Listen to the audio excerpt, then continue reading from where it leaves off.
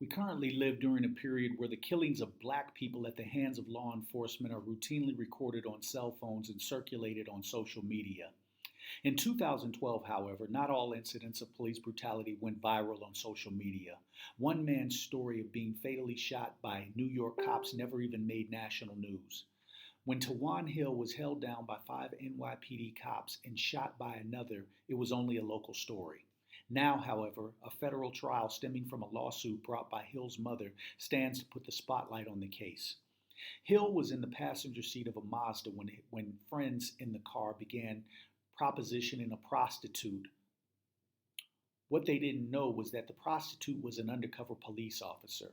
The undercover cop accused one of the men in the Mazda of grabbing her, a charge which attorney Philip Smalian says is a lie. P.O.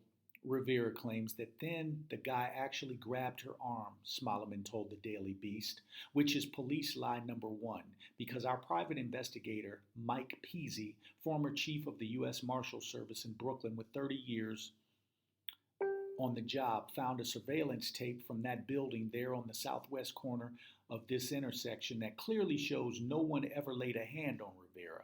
Anyway, Rivera was wired and called for backup. When the police arrived, all four people got out of the car.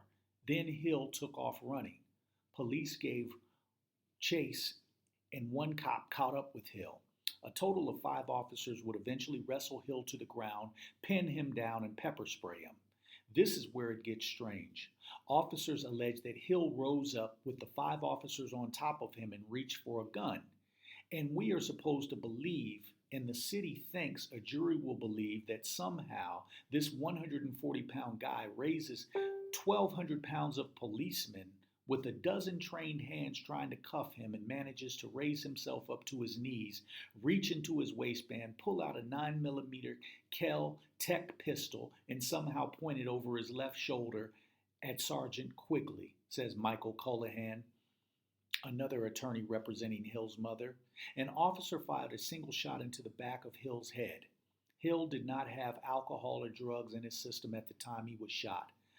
The federal trial stemming from the civil rights lawsuit begins on September 12th. My name is Yurima Karama at Your Black World News.